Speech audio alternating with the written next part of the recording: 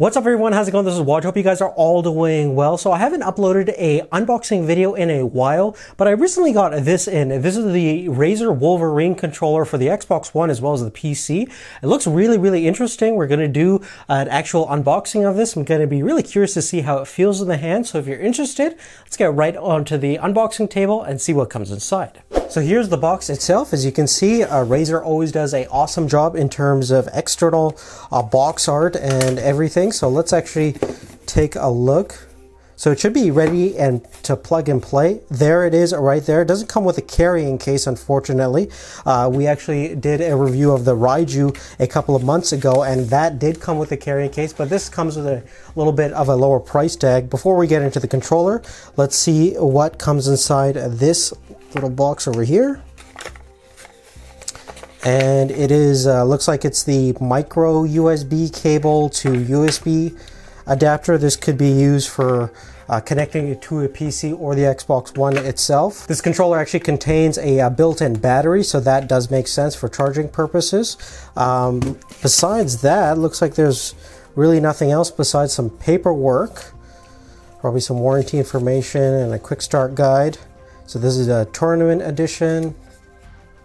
Yeah, it just gives you a bunch of information on the actual controller itself. But let's move on to the main attraction, move all the stuff out of the way.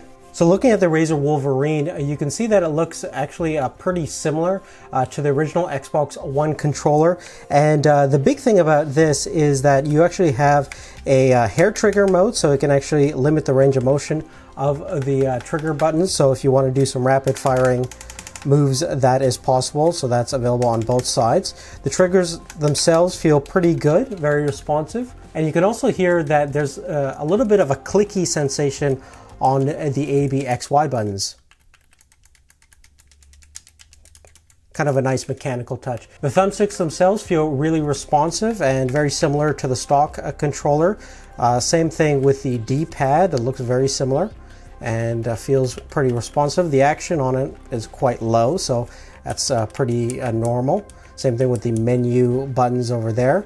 Underneath you do have some paddle buttons, and they do have that same kind of clicky feel as well. In terms of ergonomics, again, it feels very similar to the original controller. There is some rubber grippy texture over here, which should help in terms of keeping the controller secure in the hand. And just as a side-by-side comparison, looking at the original Xbox One and One X controller, you can see that both of them actually look very similar in terms of overall design and shape, which is going to be great if you want to have a controller with some additional features.